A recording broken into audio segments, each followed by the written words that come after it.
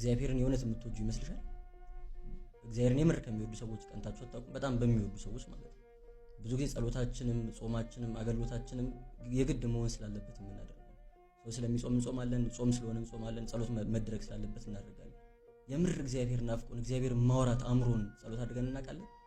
ድሮ ልጆች እያለን ከትምህርት ቤት ስንመጣ ቤት ውስጥ ስንገባ እናታችን ስትኖርና ሳትኖር ልዩነቱ ይለያያል አይደል? ስሜቱ በጣም ይለያያል። ቤት ውስጥ ልክ እናት ስትኖር ደስ የሚል ስሜት ምንም ባታደርግልን መክሰስ ባያስፈልገንም እንኳን ባዶ ቤት ከመግባት እናታችን ያለችበት ቤት መግባት ደስ ይላል። ልክ ያ ስሜት እንደሚናፍቀን ልክ እናታችን ለማየት እንደምንጓጓ እግዚአብሔርን ለማናገር እንጓጓለን። የምንወደውን ሰው ለማናገር ከምንወደው ሰው ጋር ለማውራት እንደምናፍቅ እግዚአብሔርን ለማናገር እናፍቃለን። የምር ከልቡ እግዚአብሔርን የሚወድ ሰው ከልቡ የሆኑ ቅዱሳን የሚወድ ሰው ማየት ያስቀናል። ጸሎታችንም አገልግሎታችንም ሁሉ ነገራችንም የግድ መደረግ ስላለበት የምናደርገው እንጂ የምር ፍቅር ኖሮን የምናደርገው አይደለም። ብዙዎቻችን መንግስተ ሰማያት ባትኖር እግዚአብሔርን እናፍቀዋለን። እሱም አይመግበን እሱም አይጠብቀን ቢሆን ከሱ ምንም የምናገኘው ነገር ባይኖር ናፍቆን ጓጉተን እንሄዳለን። በእግዚአብሔርና በእኛ ፍላጎት መካከል በእኛ ምርጫ መካከል መምረጥ ሲኖርብን የምር እግዚአብሔርን እንመርጣለን።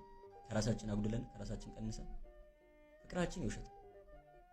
የእውነት እግዚአብሔርን መውደድ ካልቻለን ደግሞ ጥቅም የለም። እግዚአብሔርን ማፍቀር እግዚአብሔርን መውደድ መቻል ሁሉ ነገር መጀመሪያ የሰጠችን ሕግ እኮ ናት። ጌታችንን መጣና አንዱ ፈሪሳዊ ጌታ ሆይ ከሕግ ሁሉ የምትበልጠው ሕግ የትኛዋ ናት ብሎ ጠየቀው።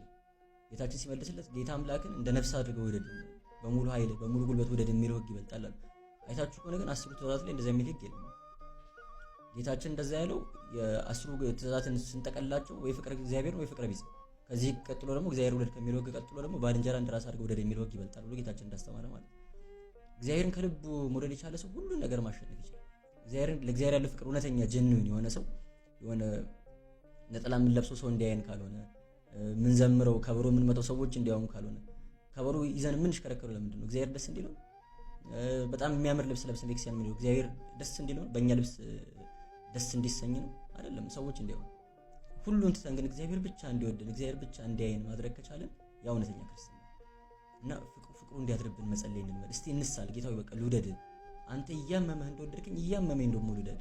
አንተ ከራስ አጉድለህ እየሞትክ ነፍስህን ሰጥተው እንደወደድከኝ እኔ ደግሞ እንደው አንተ ሞተልኝ እኔ ልኖርልህ። እስቲ አንተ እንደምትወደው አድርጌ ልኖር፣ አንተ እንደሞትክልኝ ልሞትልህ ባልችል ከአንተ ፍቅር የያዘኝ ልክ ባል ስጠኝ ሚስት ስጠኝ ብለን እንደምንጸልየው ከአንተ ፍቅር የያዘኝ አንተ ልውደድ፣ አንተ የምትወደው አይነት ሰው ልሁን፣ አባቶቼ እንደወደዱ ልውደድ፣ ቅዱሳኑ እንደወደዱ ልውደድ፣ ሊቃውንቱ እንደወደዱ ልውደድ፣ እናት ድንግል ማርያም እንደምትወደድ ልውደድ ብለን ወደ እግዚአብሔር መጸለይ ያስፈልጋል። እውነተኛ ፍቅር ለእግዚአብሔር ያለው ሰው ሌላ ምንም ነገር ሊከብድ ስለማይችል ማለት ነው።